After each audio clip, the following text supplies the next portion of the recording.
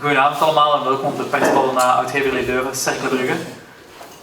Meneer Riga, wat vond u van de wedstrijd?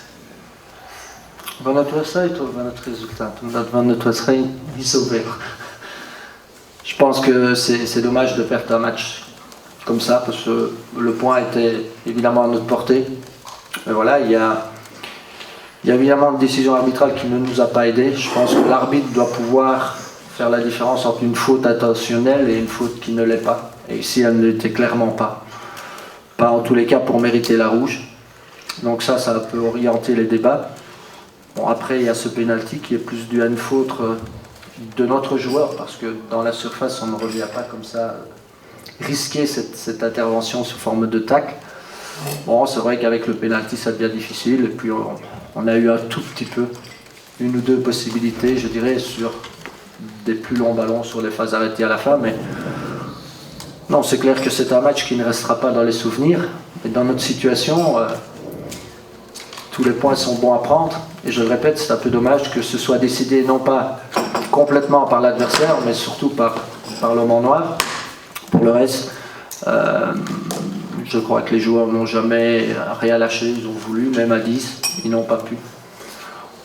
Bon, voilà, je dirais que un peu toutes les circonstances ont fait que c'était un match forcément que je n'ai pas apprécié, si ce n'est dans la volonté d'arracher un résultat positif. Pour le reste, il y avait un peu de trop peu dans tous les secteurs, mais dans l'ensemble, c'est un match que je n'ai pas apprécié. Mais peu importe.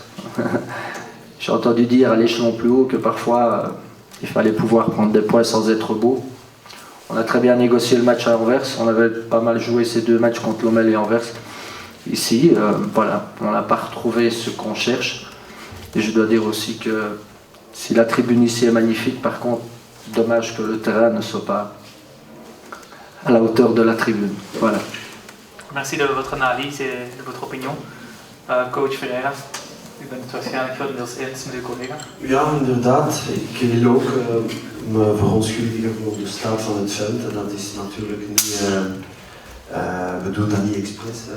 Voor ons dat is ook een probleem om een deftige match te kunnen spelen. Ik zou zeggen dat inderdaad dat was geen mooie match met veel technische fouten. Langs de andere kant hebben we dit keer het geluk in onze kant gehad. We moeten ook niet vergeten hoe Cercle Brugge heeft de laatste wedstrijd gewonnen tegen Lommel.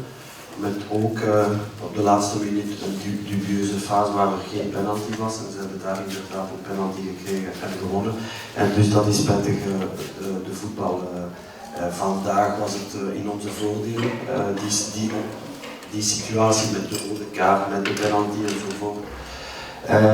Maar langs de andere kant, ik had ook verwacht een heel moeilijke match op een goede veld ook.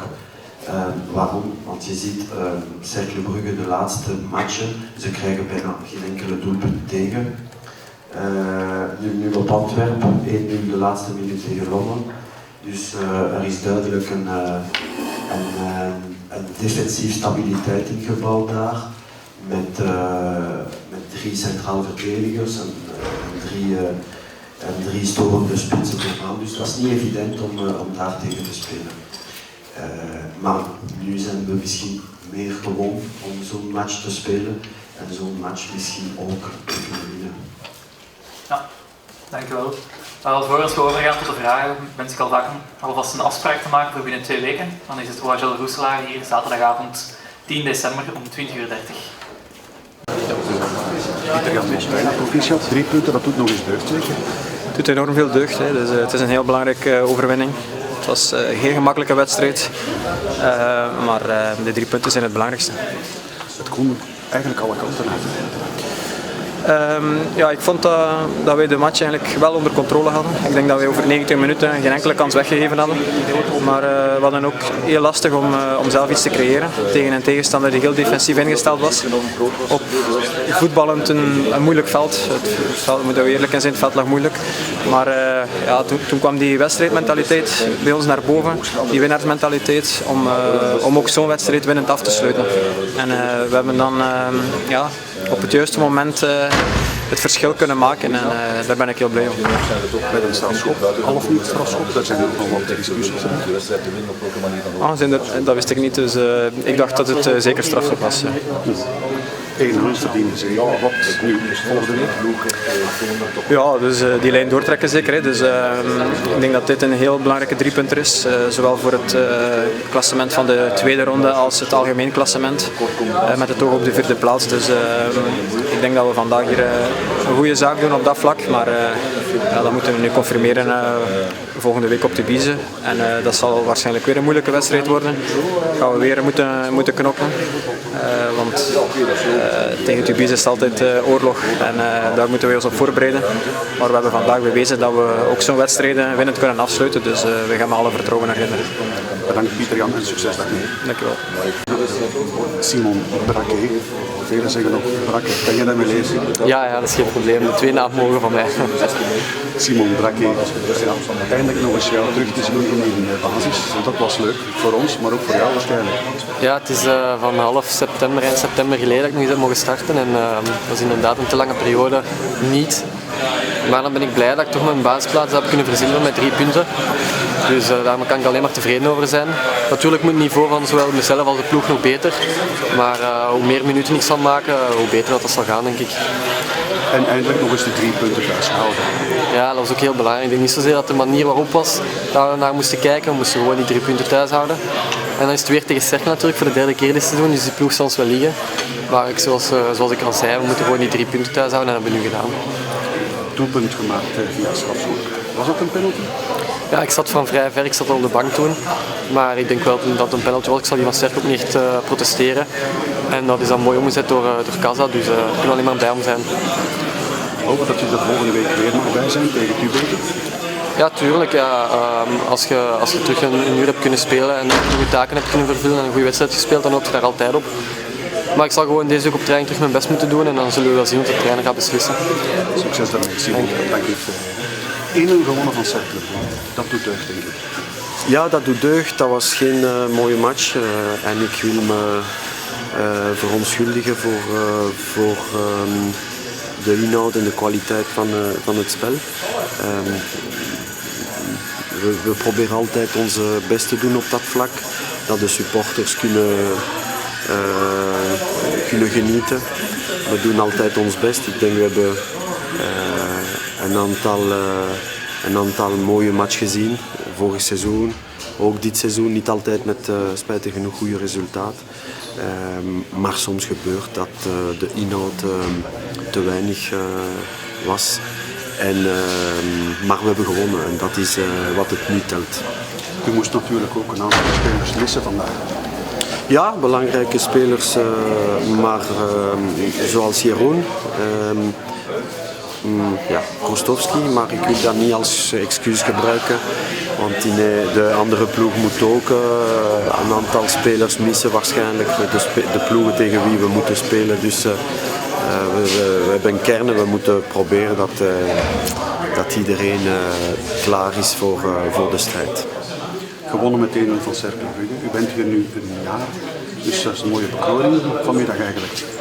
Ja, ik ben natuurlijk heel content en dat ik hier trainer ben. Ik doe altijd mijn best. Soms is dat niet genoeg, want ik zou ook graag dat we dit jaar nog meer resultaten, meer punten kunnen halen. Maar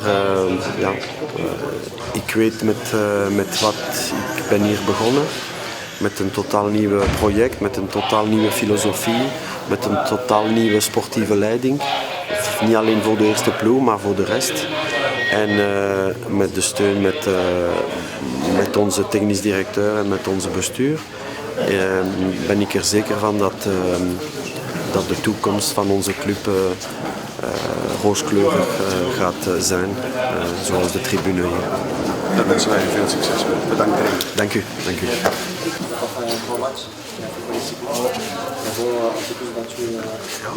On a vu une équipe. Thomas Cicero. Eindelijk nog eens een zege hier. Hè? Ja, klopt. Hè. En weer tegen dezelfde ploeg. Maar nee, die 3 punten waren broodnodig. En het was niet de mooiste match, maar we zijn blij met de 3 punten. Kan je je voorstellen dat een aantal supporters niet altijd tevreden zijn met het spel? Ja, dat klopt. Zeker de eerste helft. Het was moeilijk om echt grote kansen te creëren. Ik vond ons wel meer dreigender als Cercle en de match wel in handen hebben. Maar misschien sommige supporters blijven dan wel op een honger zitten. Maar ja, we hebben wel alles gegeven. Iedereen heeft gevochten voor elkaar. En dat is toch ook wel iets positiefs. Ik hoor veel spelers klagen over de staat van het veld. Heb je daar echt last van terwijl je speelt? Ja, dat merk je toch wel, dat die bal heel snel opstuit. En we zijn dat niet gewoon. Normaal is dat veld hier altijd heel erg goed. Dus ja, dat is iets anders. En dan moet het misschien soms wat meer met de lange bal en wat minder mooi. Nu volgt een wedstrijd op Tubeke. Hoe kijk je daar? Ja, het is een heel belangrijke match en nu moeten we laten zien dat we daar ook absoluut willen winnen en een grote stap voorwaarts kunnen maken dan. En terug naar boven kijken. Ja, dat is het belangrijkste. Dus, het is ook een rechtstreeks concurrent voor de top 4, dus daar mogen we zeker naar doen. Succes daarmee. Ja, dank u.